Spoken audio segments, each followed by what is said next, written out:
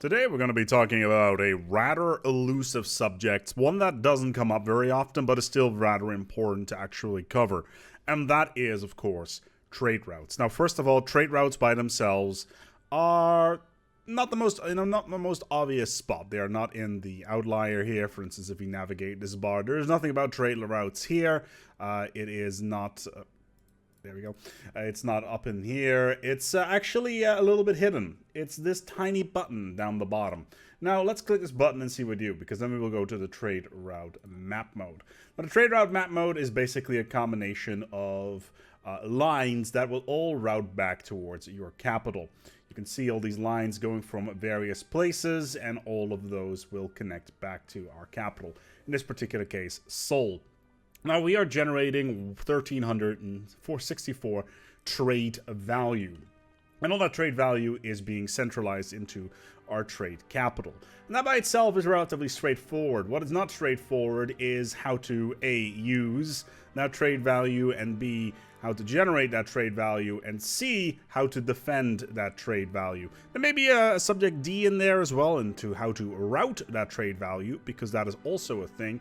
But in the meantime, we're going to go and have a quick look here at how trade value is done, how it's set up, and of course how we can move the trade value by itself to our capital and then turn it into something useful. Because trade value by itself is completely useless. We need to actually assign some roles to that trade value in order to make it work for us, make the economy work for us, trickle it down into the population, so to speak. So at its base, trade value is generated on planets. So let's say hypothetically we have this here world. This is a Mechanopolis. It's generating 140 trade value as indicated below the planet. Now, when we go to the planet itself, we see that trade value is generated here, and that's mostly generated from POPs and POP jobs. Of course, we have a bunch of bonuses, for instance, Resinophile, which boosts trade value by 10%, open markets, building stability, and whatnot. My god, that hair is out of control. Anyway, so trade value is generated by our population. In this particular case, it is generated by our specialists. And, oh god, let's hope that this actually works properly. There we go. So trade value in general being generated by our specialists as well as our rulers. In this particular case, the rulers right here, the merchants, which pop up for every single 50 pops that we have due to a certain tradition that we have in place, as well as certain buildings that we have on the planet. So right now we have 48 being generated by these merchants. Now that by itself doesn't mean all that much. It means that we are generating trade value 140, like I mentioned, on this planet. The next step is to move that trade value to our capital. So let's go back towards our galactic map mode and click on to the trade route map mode once again. Now, as you can see, the trade route over here, there is none. Where is this trade going from? Where is it coming to, etc.? So we can click on Bernard Star. Now, Bernard Star in this particular case is listed as a star trade hub. That means that we are collecting all trade value within a certain radius. Why are we collecting all that trade value in a certain radius, or how are we doing this? Well, right now it's 579. So if we go into the system and we click on the actual place, and we go to our Starbase tab, we can see that we have a trade hub here. Now, the trade hub by itself, it generates a range modifier. For every trade hub that we have, we will have a collection range, which means that within a range of 6 jumps, we will collect all trade value in this area. This basically means that any other trade hub does not need to be, in this particular case, further away than 12 jumps, at least as long as the other one also has 6 trade hubs. And this is, of course, then multiplied by the off-world trading company, which generates 2 additional trade value for every trade hub, which by itself is not all that interesting. It only generates 12 in total. However, if we go back towards a trade map mode and we click on this here, we will see that we are generating within a range of 6. Sadly, this is not really specified in here, but it's currently 579, and that, of course, routes back to our capital system. And that right there is completely straightforward.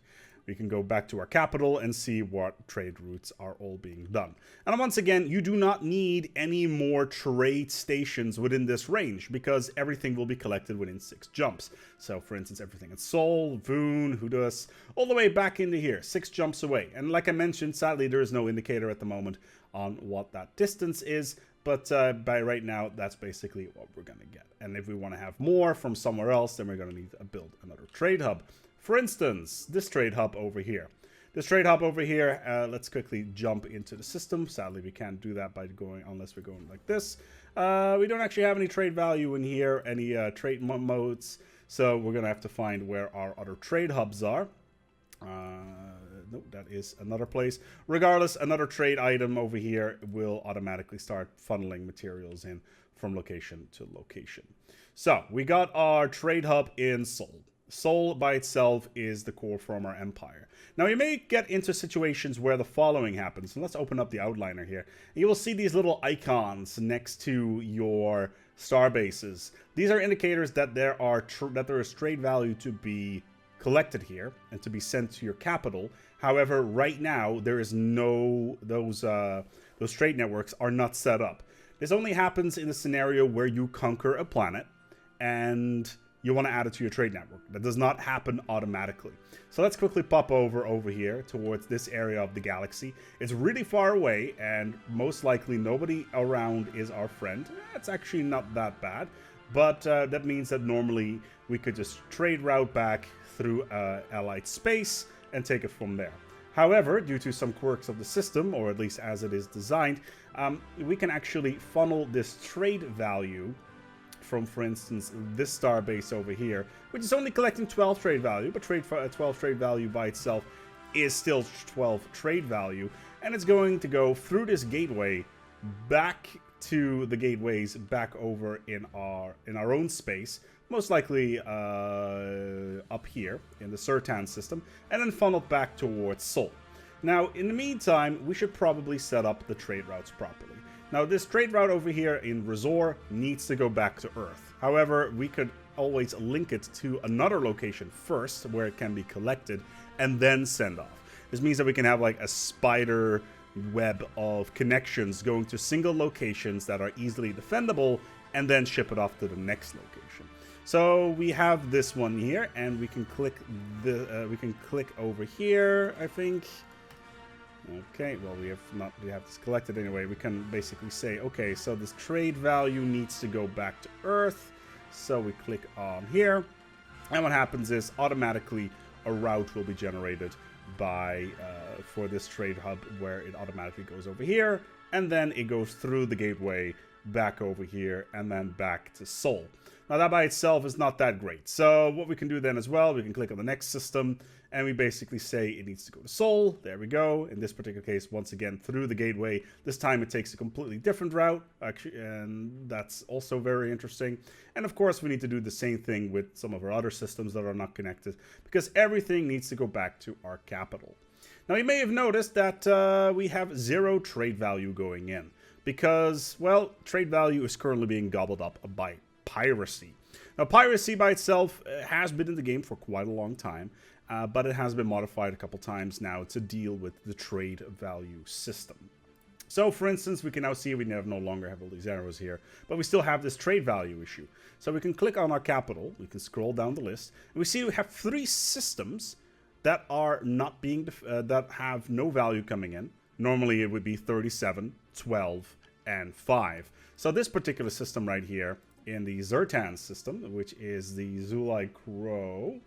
So we can hit F and then look at where this actually is. Haza. And that's actually down in here. That's fascinating. So no trade value is actually moving from the Zertan system down into our capital. And that can also be indicated by these little piracy icons that are on the map. For instance, this system over here, normally it would have trade value on it. But due to piracy effects, we currently are not generating anything here. As you can see, due to piracy effects, we are losing 50 trade value, and that by itself is a very large amount. Current piracy is currently set to 96. So how do we battle this piracy modifier? Well, if we quickly pop over here and enable our military fleets, we can see that we have a fleet on standby, which is this one right here. This one consists completely out of destroyers, and then we have a secondary fleet, which is right over here, which consists completely out of corvettes.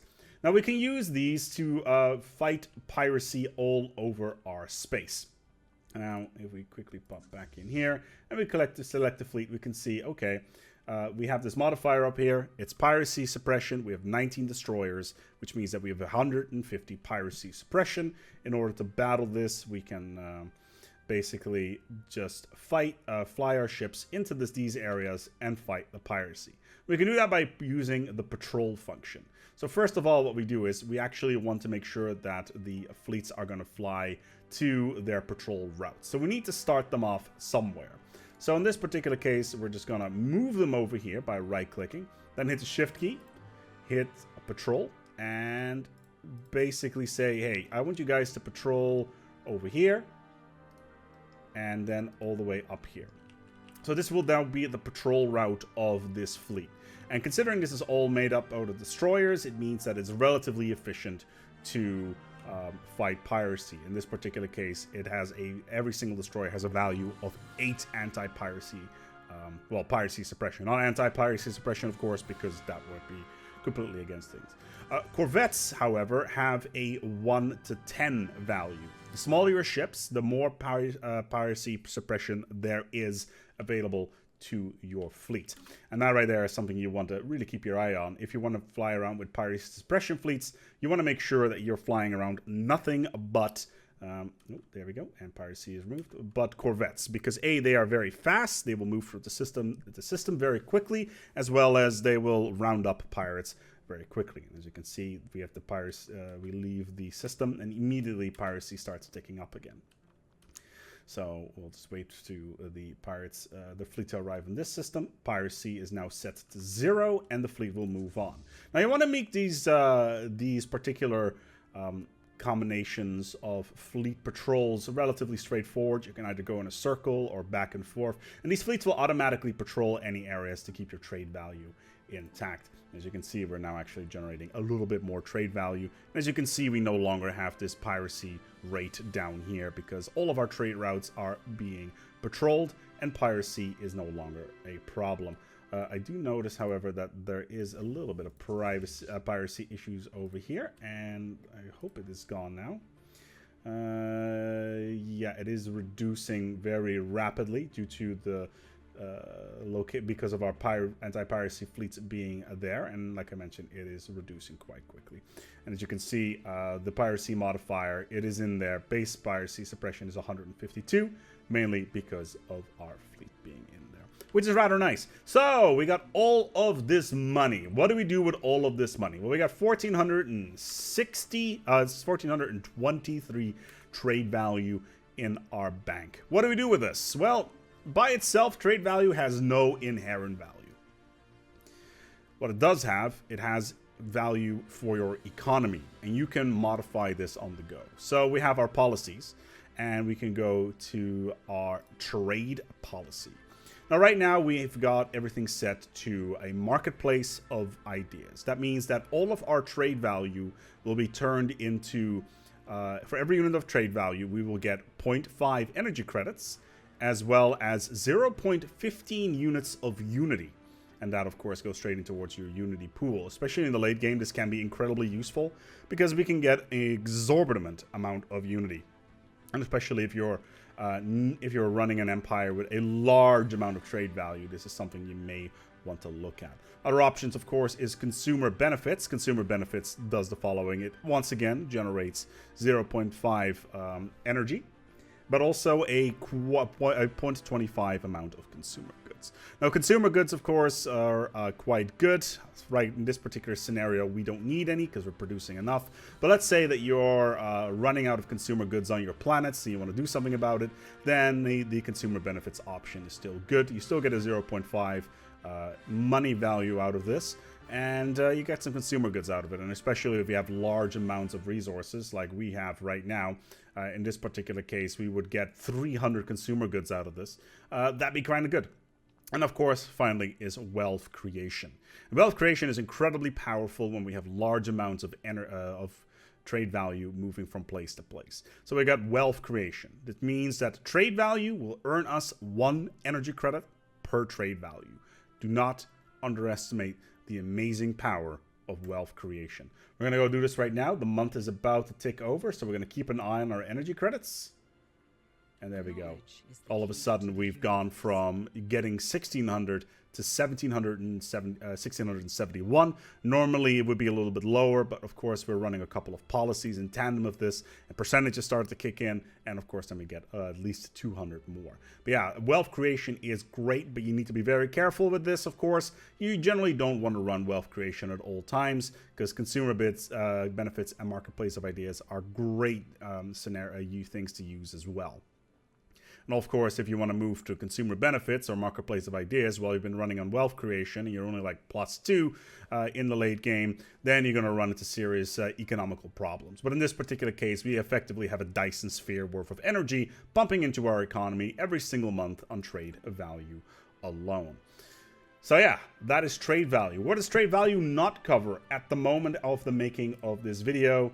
And that is something that I would like for the future as well, is overlapping border trade value coming in from other empires. That is currently not something that is in the game. It doesn't affect any material logistics or anything like that. It is purely the internal economy of your empire and trade value collected locally in various areas of space, and then all funneled back to your capital system. So, just to quickly recap, trade value generated on planets as in space, collected by stations within a certain radius.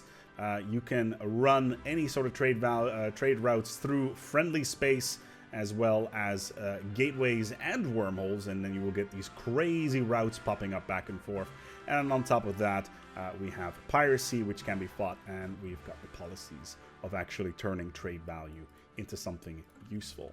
Now go forth. Have a little bit of fun with trade value. Try to crank that stuff up. Trade value is incredibly good. For instance, if we go to this particular planet over here, trade value is being generated in vast amounts, mostly on these residential arcologies by our clerks that are generating trade value. And of course, clerks are standard workers. We actually have no clerks on this planet right now because everybody was in specialist jobs. So be very careful about the amount of jobs that you have available. I think a better example would be our capital. Let's quickly pop over there.